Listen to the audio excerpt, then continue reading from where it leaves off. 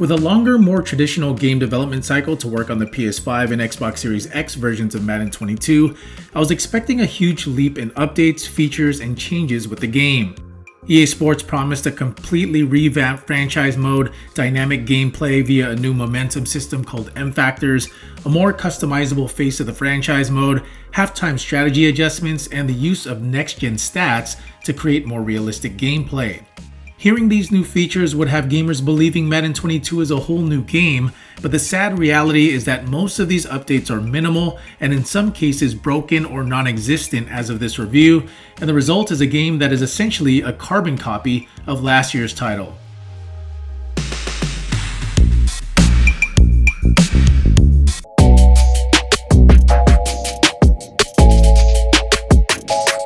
If you played Madden over the past couple of years, you'll know exactly what you're getting into with Madden 22. Gameplay is exactly the same as last year's title, for better or worse. The only real update from a gameplay perspective comes from a new momentum system EA Sports has dubbed M Factors.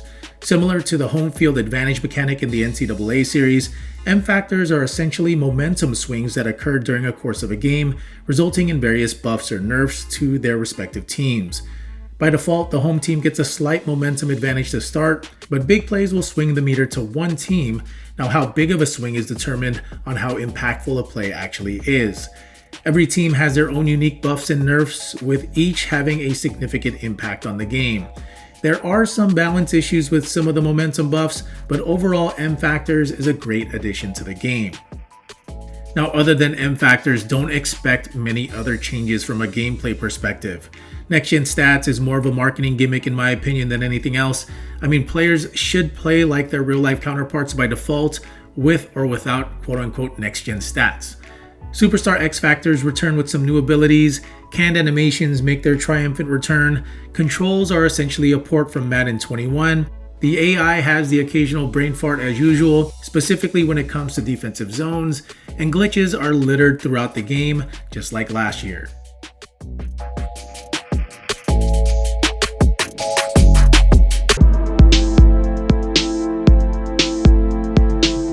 Copy and paste. That is presentation in a nutshell in Madden 22. You'll see many of the same cutscenes used in previous Maddens during all parts of every single game, from pre-game transition cutscenes between plays, halftime, and post-game. Sure, as they do every year, there's a new score bug and new interface, but everything else is exactly the same as Madden 21. Brandon Gaudin and Charles Davis return as announcers. Jonathan Coachman is back to give the same old boring halftime show with no breakdown of game highlights, and post-game includes the same old stats and cutscenes. Again, a lazy copy and paste job from EA Sports yet again.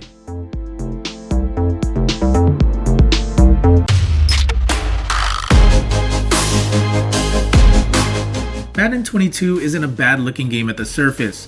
Jerseys, helmets, and gear look good for the most part, and so do the stadiums, but you don't see that next-gen graphical leap that you see in games like NBA 2K, and the attention to detail when it comes to certain things are lacking. Player faces, for example, are hit or miss. The number 3 overall pick in Trey Lance should have a proper face scan at launch, right? Well, not in Madden 22. Issues like this pop up throughout the game, whether it's another year without referees on the field, lack of detail when it comes to people on the sidelines, glitches where the center isn't positioned correctly, or players literally disappearing in certain modes like Face of the Franchise. NFL gamers deserve a more polished, better looking game on the PS5 and Xbox Series X. Unfortunately, you won't see that visual leap in Madden 22.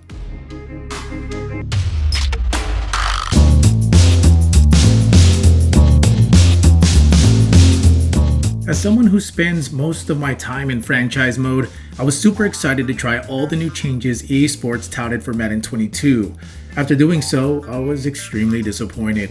EA essentially put lipstick on a pig here for yet another year, as franchise mode is mostly the same once you look past the refreshed UI.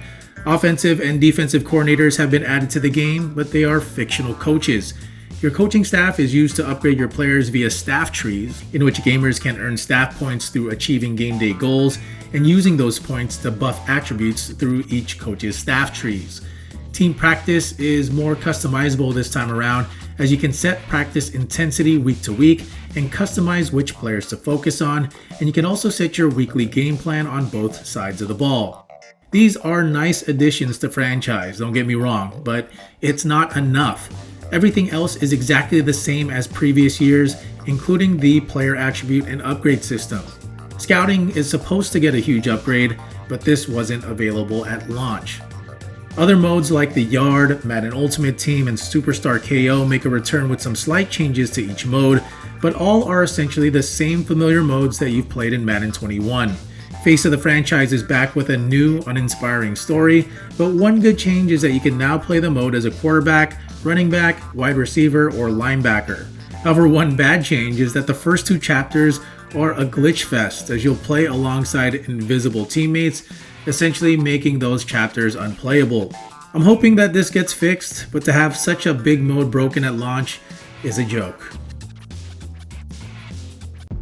EA Sports has taken advantage of having exclusive rights to NFL simulation video game football. Gamers buy Madden every year simply because it's the only NFL sim game on the market today, regardless of how bad the game is year over year. And let's be real, for the past several years, it's been the same old Madden 22 being the latest example of that. The company needs to be held accountable for the lack of innovation when it comes to the Madden series, and the lack of competition has killed the experience for us gamers.